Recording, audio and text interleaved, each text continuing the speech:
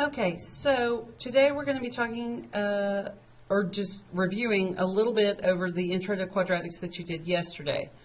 All right, so here we have a function, negative x squared plus 2x plus 1. And the first thing you want to know is this going to have a minimum or a maximum? Well, how do we know? Oh yeah, because the negative symbol out front tells us that this is going to open down. And since it's going to open down, that means it's going to have a maximum point. Okay, the axis of symmetry. Axis of symmetry we can get simply by using our formula, x equals the opposite of b over 2 times a. In this scenario, a is negative 1 and b is 2. So x equals the opposite of 2 over 2 times negative 1. 2 times negative 1 is negative 2. 2 divided by negative 2 is 1. Sorry, negative 1. And then negative 1 is actually positive 1. So x equals 1. So we come on our graph here over 1. And that's where our axis of symmetry is going to be.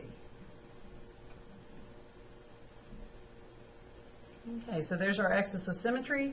Then we need to find the vertex. Well, the vertex is found by taking the x value from the axis of symmetry and substituting it into our formula. So we have negative times 1 squared plus 2 times 1 plus 1. Okay, so 1 squared is 1, negative 1 then. Okay, so that's going to be negative 1 plus 2 plus 1, and that equals 2. Okay, so our vertex is 1, 2. So I come over here 1 and then up 2, and I know the vertex is going to be there and it's opening down, so I'm going to be going this way. Okay, vertex form of the equation. Vertex form we take and that's y equals a times x minus h squared plus k. Okay. H is the x value of my vertex. K is the y value. So, and then we have to figure out, well, what is a? Well, we have that up here. A is negative 1.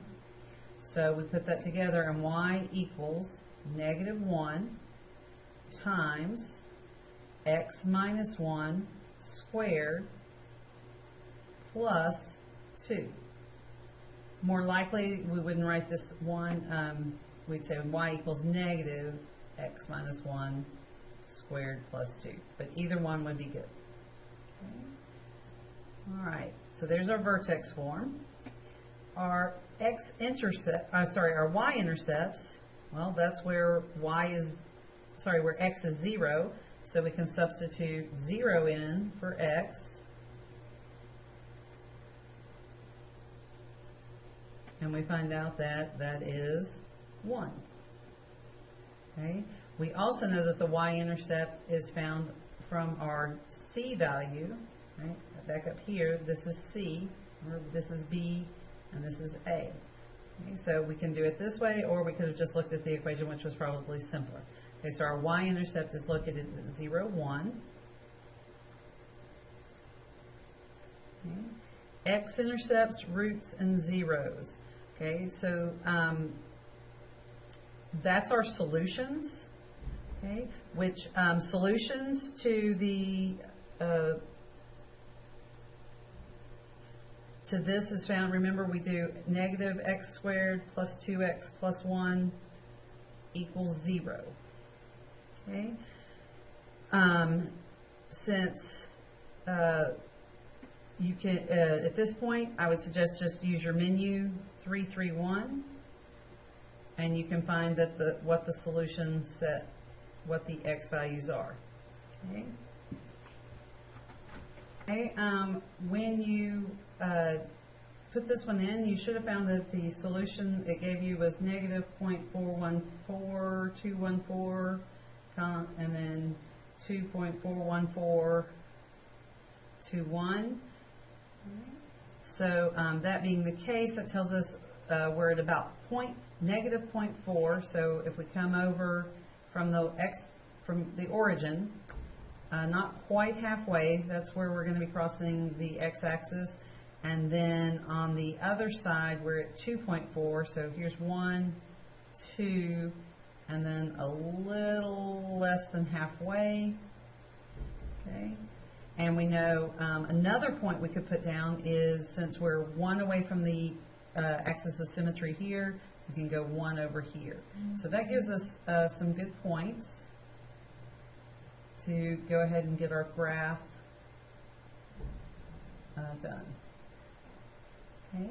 Now we can talk about the domain and range. Because this is going on forever, the domain is all real numbers.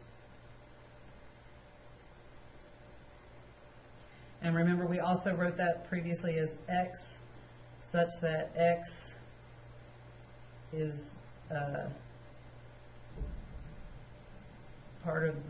is a real number. That was another way we wrote domains.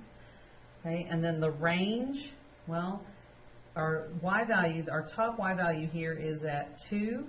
So y is going to be less than or equal to 2, or we can say, we can write it in the set notation y such that y is less than or equal to 2. Okay. All right, so let's look at another equation. And on this one, is it minimum or maximum? Well, it's a positive out front, so it's going to be a minimum, because positives open up, so that would have a minimum point. Okay. The axis of symmetry, again, we can get that by formula. The opposite of b over 2a. So in this case, b is negative 16. 2 times, and then a is 2.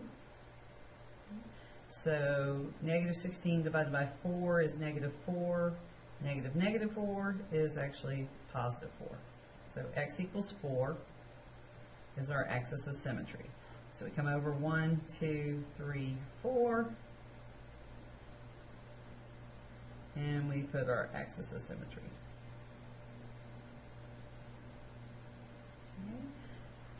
Our vertex is going to be located at 4, something, right? As we said above, the one way to find that is to replace x in our formula, in our equation, with our axis of symmetry value. And to be really honest on this one, I would go to my calculator and substitute in, which is what I'm doing right now. So maybe, hopefully you're doing as well and checking. Okay, and I get a value of 1. Okay, so my vertex is at 4, 1. So 4, 1 right here. Okay, the vertex form.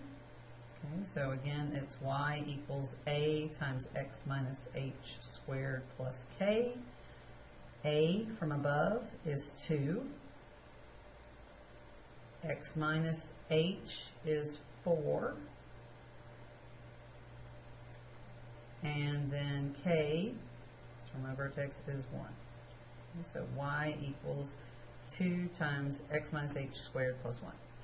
Okay, y-intercepts, remember we can find that easily from the standard form. It's 0, c. C in this case is 33. Okay. Now that's one I will not be graphing on this particular graph since I counted by ones. 33 is going to be way off the screen. Okay, again, x-intercepts and roots. You can do your menu 3, 3, 1. Your values are 2, negative 16, and 33.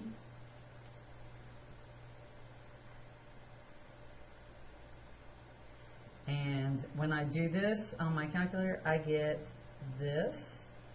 And usually that means I've done something wrong, but in this case, it's not. Because roots and zeros and x-intercepts being all the same thing means it's going to cross the x-axis. Remember, this sucker's opening up. If it's opening it up, is it ever going to cross the x-axis? No, it is not. So you can do like this, empty set, right? Or none. Okay, so I don't have any real good points to sketch off of here, so I'm just going to kind of leave it here for now.